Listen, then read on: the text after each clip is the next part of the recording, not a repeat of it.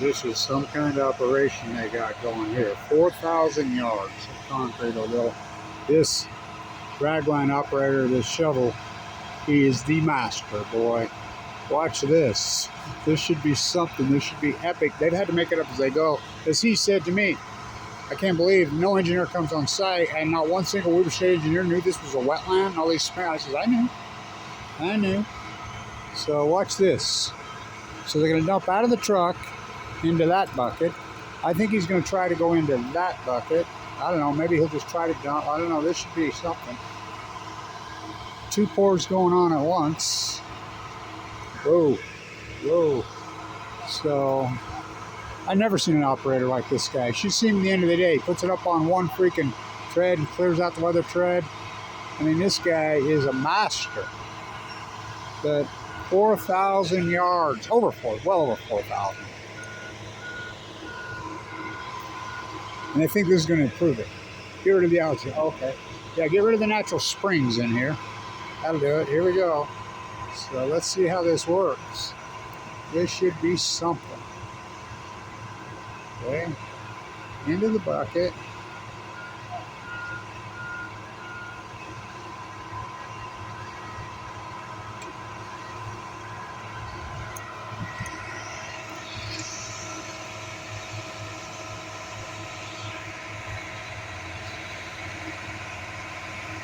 This guy is that. Look how good he is. He blows my mind how good he is. I mean, he grades all this with that in the bucket. These guys get in here with the. He's already got it done. He could shake it out that smooth. He's the best I've ever seen. I grew up in this thing. My dad was a master. Not like this. Of course, he was using that old equipment. Those old cable lines when I was a boy. There he is. That guy is something, man. I mean, those are pretty tight forms he's dumping into, too. He's got it down, don't he? Unbelievable. I think it's ironic because it's Indigenous Day. And talk about, I mean, these guys work their asses off, man, every day, all day. They speak very little English, a little bit, but of course you ain't got to get it smooth, right? You got to get on knee boards on this because it's not going to matter. 6 inches thick. Going crazy. Got to get it done before the snow flies. It's 10:09. Yeah, this guy's the best operator I ever saw. Like I said, he'll do the grading. Look at this. On these walls, see how that, he blows my mind. I'll have the guy standing there with a laser with a stick, and he just goes about so fast, makes it look so easy.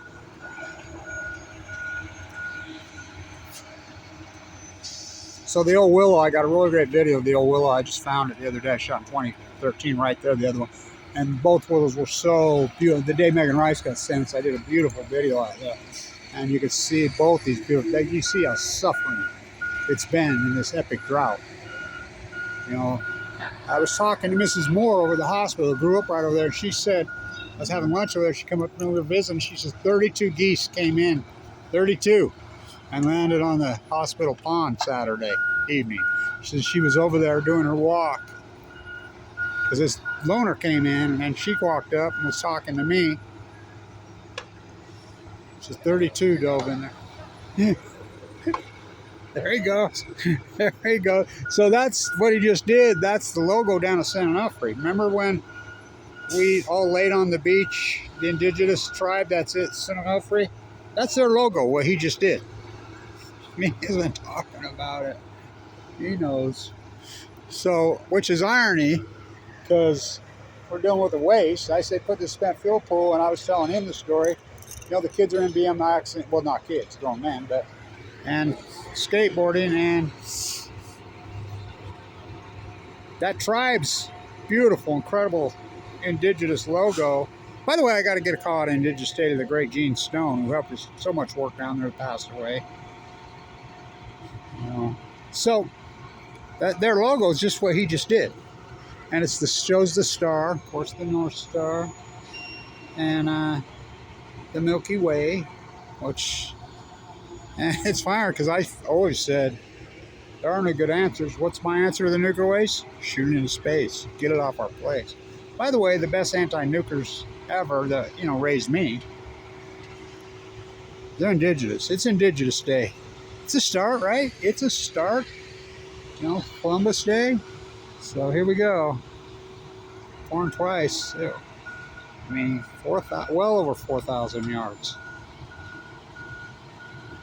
6 inches thick. The perfectly good natural wetland that the engineers didn't know was a wetland. I guess they just thought it was some pond that just magically appeared. They put a parking lot over in the 60s. It didn't work out. I was here in the 70s when they did it. Yeah, this guy's something, man. He's that good. I've been waiting because I wanted to watch him do it. It's impressive. He's a really great guy, too. I've been talking to him. And he's the site engineer, too. He's the guy that's done. I mean, I don't know how they've handled it because the spring broke up, popped up here. The spring over there. The spring over there. I mean, spring ices. Me and him was talking. He says, you mean to tell me nobody we were saying these engineers didn't even know? I says, I knew. Of course, I've been blackballed here. You don't even have to have somebody over there with a shovel. He's that good. You can pour concrete with that bucket. Oh, I've seen him do shit on here that blows my mind. He's that good. Look at him. I mean, he is really that good at it.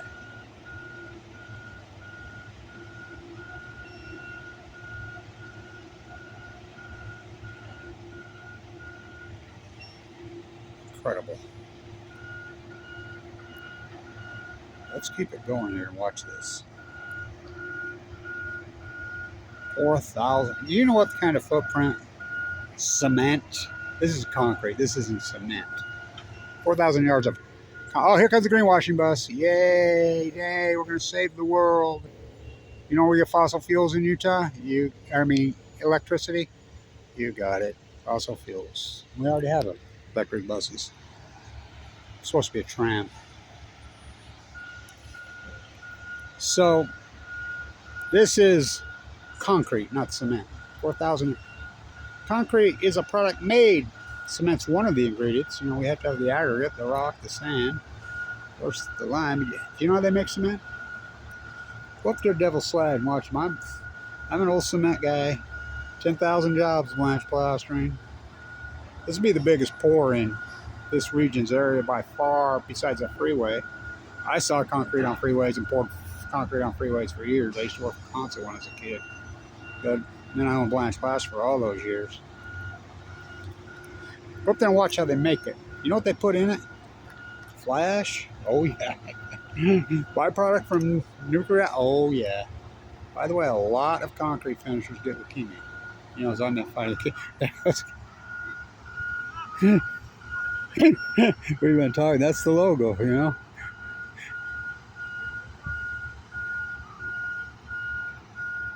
What a project, right?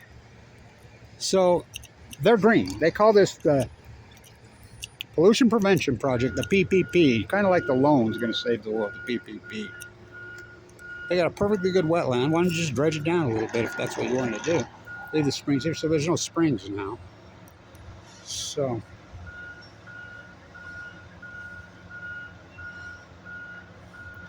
this guy is amazing.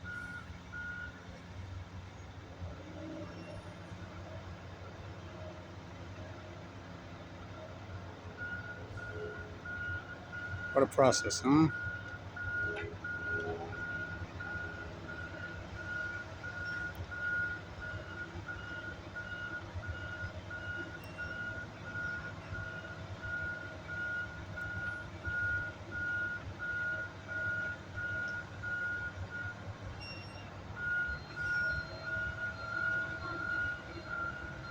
There we go. I got one of them shoveling. He's old too. He's like me. Me and him been talking. The guy with the shovel. He's an old timer. He's my age. I think he's a year older than me. I'm 63. I got leukemia. That killed my grade. I used to love poured concrete.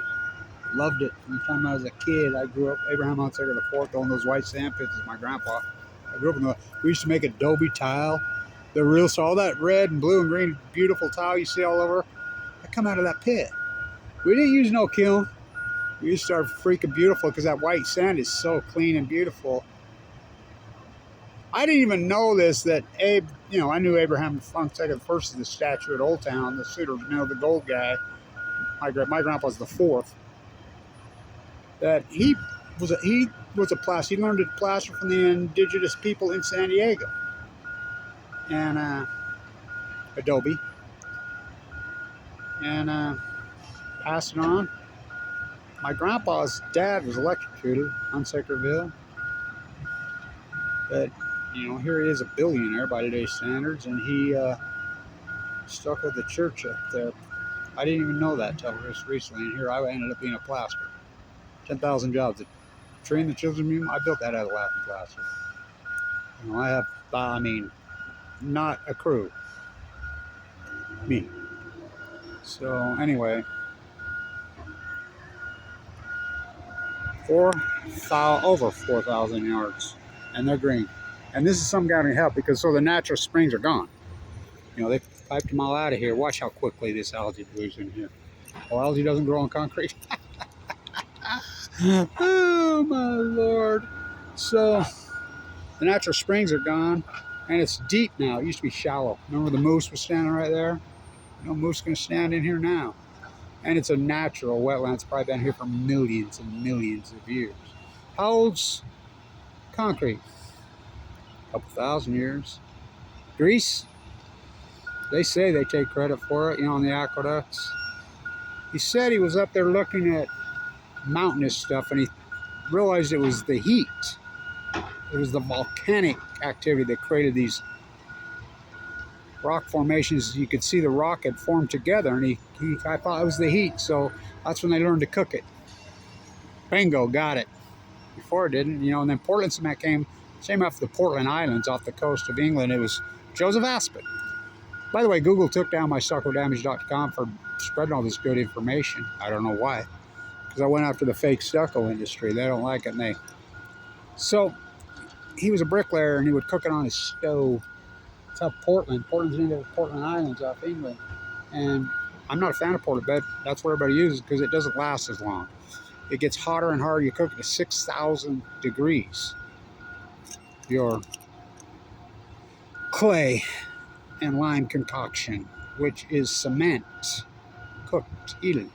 Then you add it into your aggregate and your sand, mix it in. It's called a batch plant, right? And those trucks, that's why they keep spinning it.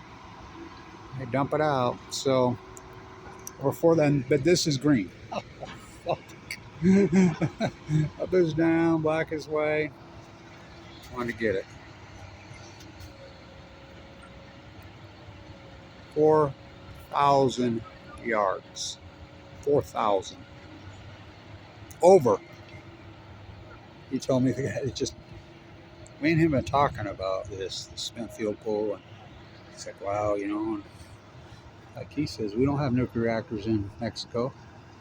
So you got one, yeah, got one over on the Atlantic side, and the Veracruz side. Remember when I used to live with the pickers from Veracruz in Castroville? I'd sleep on their floor. Boy, them were the days, man. Doing all my good typo work. I'll be back at it soon. So anyway, River State Pond. Up is down, black is white, wrong is right, green. Okay. On Indigenous Day.